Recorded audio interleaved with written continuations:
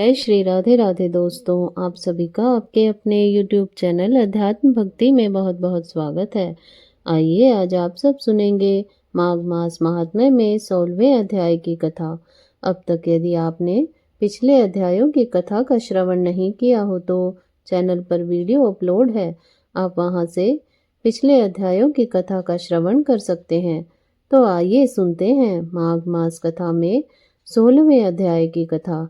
तो बोलिए प्रेम से भगवान विष्णु की जय, माता लक्ष्मी की जय, सर्व देवी देवताओं की जय।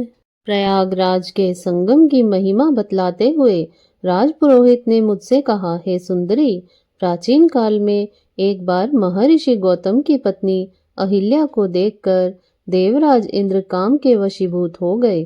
तब उन्होंने ऋषि गौतम का रूप धारण करके ऋषि पत्नी के साथ दुराचार किया। इंद्र का छल ज्ञात होते ही ऋषि पत्नी ने उन्हें श्राप दे दिया। श्राप से इंद्र का शरीर सहस्त्रों योनियों में आच्छादित हो गया। अपनी दुर्गति को देखकर इंद्र स्वयं एक स्थान पर छिप गए। स्वर्ग में इंद्र को ना पाकर देवताओं ने बृहस्पति जी से पूछा, हे गुरुदेव, इंद्र का कोई पता नहीं है, कोई नहीं जानता कि वे कहाँ चले गए हैं। बृहस्पति जी ने ज्ञान दृष्टि से देखते हुए बाद में देवताओं से कहा, इंद्र ने बिना विचारे जो पाप किया है, इस समय वे उसी का फल भोग रहे हैं। मुझे ज्ञात है कि इस समय वे कहाँ हैं। नीति और धर्म का त्याग करने वाले इंद्र की तरह भयानक दुख भोगते हैं। इसके बाद बृहस्पति जी इंद्र के पास पहुंचे तो इंद्र ने उनके चरण स्पर्श कर कहा, हे गुरुदेव, मेरी रक्षा करो तथा मेरे पाप का प्रायश्चित तथा इस कुरूपता का निवारण का कोई उपाय बतलाइए। बृहस्पति जी बोले, हे देवराज, तुम्हारे पाप के प्रायश्चित का एकमात्र मार्ग यही है कि तुम मेरे साथ चलकर प्रयागराज में स्नान करो। इससे तुम पाप मुक्त होकर पूर्व रूप को प्राप्त करोगे। देवगुरु बृहस्पति के साथ इंद्र प्रयागराज गए और त्रिवेणी के पवित्र संगम में स्नान करके पाप मुक्त हो गए। इसके बाद बृहस्पति जी ने प्रसन्न होकर इंद्र को वर दिया, जिससे उनके शरीर पर आच्छादित सहस्त्र योनियों का परिवर्तन सहस्त्रों नेत्रों में हो गया।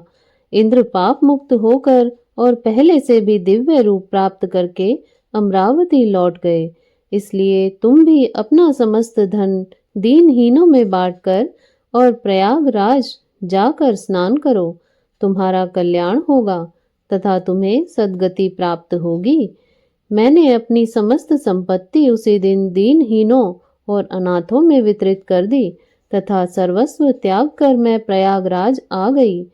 संगम जल में मात्र 3 दिन तक स्नान करने से मेरे समस्त पाप नष्ट हो गए। शेष 27 दिनों के स्नान पुण्य के फल स्वरूप मुझे देव योनि प्राप्त हुई।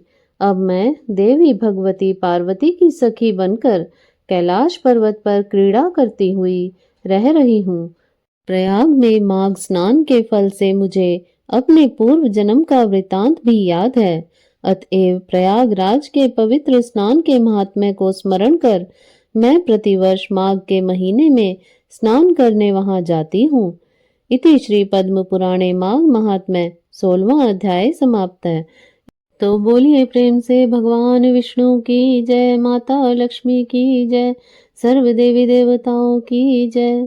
इस प्रकार से ज्ञानवर्धक जानकारियां प्राप्त करते रहने के लिए, व्रत पूजा आदि के बारे में जानने के लिए तथा कथा को श्रवण करने के लिए यदि आप चैनल पर पहली बार आए हैं तो चैनल को सब्सक्राइब कर लें ताकि आने वाली वीडियो की नोटिफिकेशन आपको समय से मिलती रहे।